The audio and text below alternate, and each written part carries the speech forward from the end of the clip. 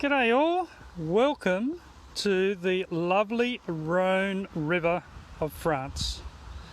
I've walked down from the mountains and down to the river. My trusty co-working chief happiness officer here has just had a swim, and we're going to get into another episode of the future of travel. As you can see, absolutely stunning day here in France today, certainly in the Rhone Alps region. Interesting, the word going around at the moment is think global, act local. We've been hearing this for a few years, and we're now starting to see this in the travel industry. People are staying relatively close to home. They're doing shorter trips. They're starting to discover things by themselves. So this by themselves, this solo travel is a theme that we're seeing coming out of the first travellers that are sort of starting to venture back into exploring the world, certainly for the last month. So the interesting thing about where I am is that for 850 of the years of the last millennium, where I'm standing has not been part of France. This border, this river behind me has been the border. Which is one of the reasons there's actually so many castles around here. This area was known in the later stages as the Kingdom of Sardinia.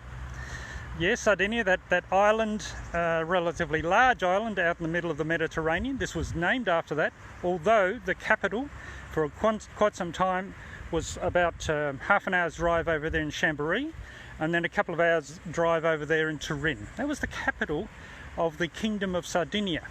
And it was a wedge between Italy and France on the other side of this river, mainland France. Today, this old section of Sardinia is now part of France. It was awarded to France because of Napoleon III uniting Italy into one country. So because he solved a big international problem, they didn't need to have this wedge country between these two major powers, so they assumed the Savoie area. Now, why is that important for today's travel? Because this is the sort of information that people are out searching for right now. They're into discovery. They're into doing things by themselves. They're into the enjoyment of traveling. Nature has become a real motivator and a real big winner in travel over the last month, particularly here in Europe. You can do a lot of things in nature with very obvious social distancing. As you can see, for me, it's mid-afternoon on a Wednesday here in France. There is one car in the car park. I saw some travellers over there. There's some oldies sitting on a bench behind me having an afternoon tea, but it's pretty quiet. Even though the bridge there is one of the major bridges between the next prefecture and the Savoie here. So people are making this judgment about where to travel, and it's becoming, the decision's going through their mind. How do I get to where I'm going safely and quickly? How do I keep away as much as possible from dangerous, safety, risky areas? Maybe airports are not the best place because it's a concentration of people. Maybe cities are not the best place because of the concentration of people. So people are, tourists are now saying, right, let's go out into nature. Let's go and take a self-contained cabin, room, apartment, gîte, something like that. We will drive more often. We're seeing drive tourism actually take off quite strongly in many parts of the world. Even the US, which is just going through some awful escalations of their infection rates right now, but drive tourism has certainly kicked off. So there's some winners out there for the people that are travelling. The travelling people are largely leisure. That's certainly one group, people that have been locked up for a while, that revenge tourism we've been talking about for a couple of months now. They are looking to get away and have a break. Get some fresh air, change of scenery. Obviously in the Northern Hemisphere, it's summer. Take advantage of warm weather, beautiful flowers, as you can see, flowers and things behind me. huge mob of birds up the back there. You know, just get back and commune with nature is a big motivator. Business traffic on the other side, still pretty dead. You know, the MICE industry, meetings, incentives, conferences, events industry, not happening. Very small events going on. I heard of Nomad Fest in Bulgaria this week. Great hangout over there in Bulgaria if you haven't got there yet. They managed to get 80 people to come into the country. Luckily, the borders opened just in time for a lot of Europeans to arrive there. As Australian citizens, we were not permitted, or still are not permitted, into Bulgaria. We'll come back to the border issue in a sec.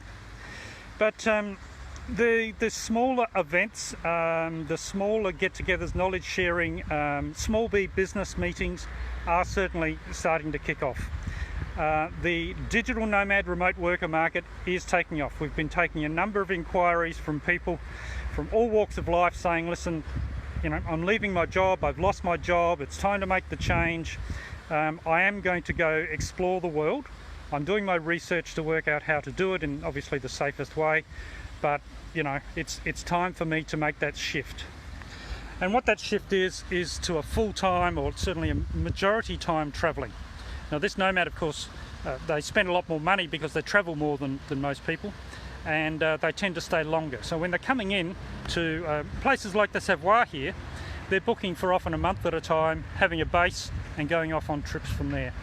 Now we've certainly seen an increase in properties, certainly in places like the Savoie and the mountains, the Alps behind me, increased trying to tackle that market in the last couple of weeks particularly. Some of the other countries we talked about the other week, Spain has done a sterling job at chartering all those flights to get those. I think they ended up with 13,000 Germans down onto the Balearic Islands. Really good job. They've since opened their borders.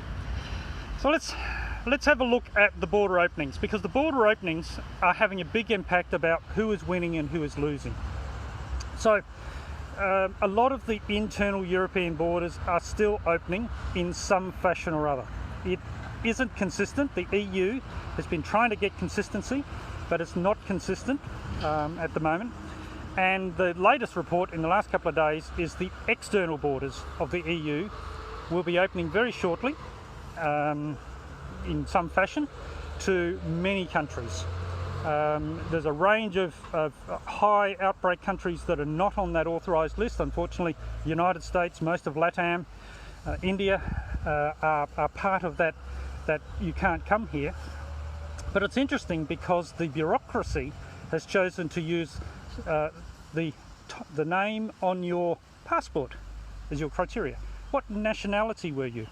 Not necessarily where you have been for the last couple of months, or where you're a resident, or any of these other things, but what nationality are you? So this criteria seems to be being adopted widely across the EU. It's probably easier to manage than going down the other way, which is why the EU's looking at that.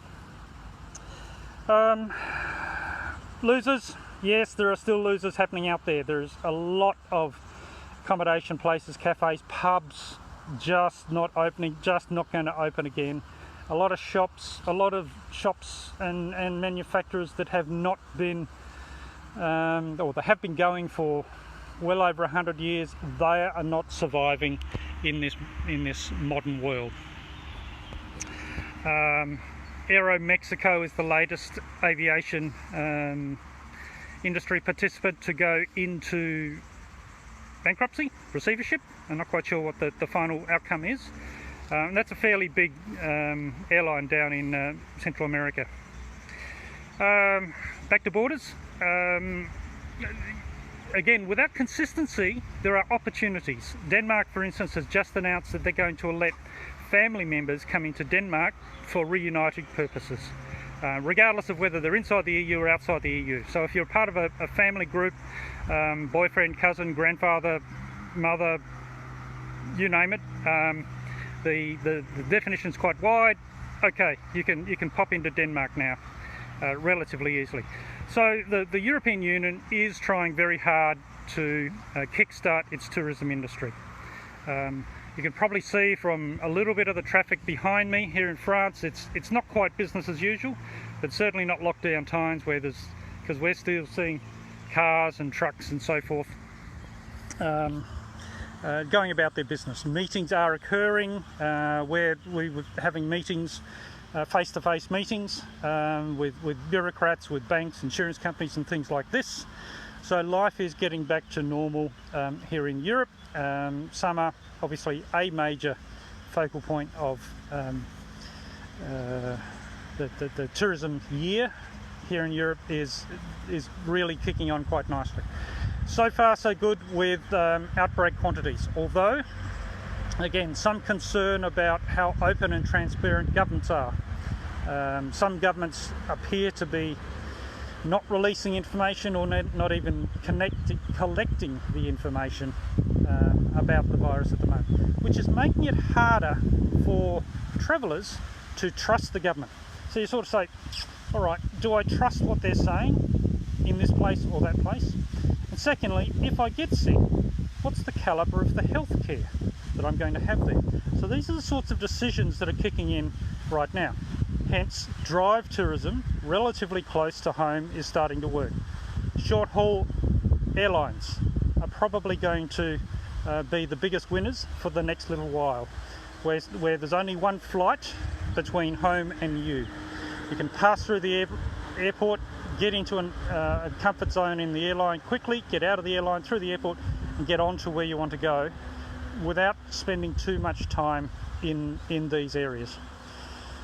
The other winner that we are finally starting to see out there is disruption, technology, innovation. People are becoming more conscious about what they're booking, where they're staying, how they're travelling.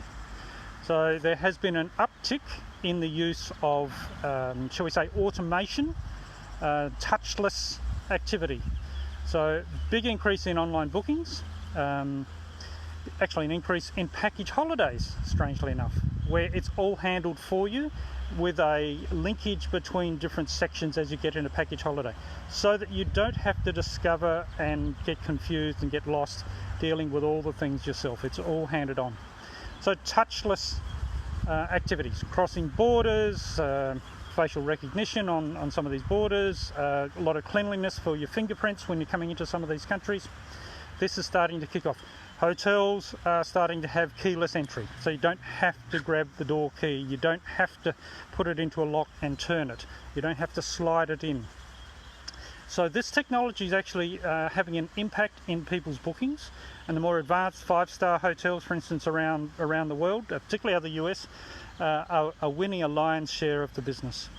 Much greater use of online booking, chatbots finally coming of age, a lot more people rolling out chatbots to automate and make it easier for customers to buy their product and be reassured about what's going to happen step by step.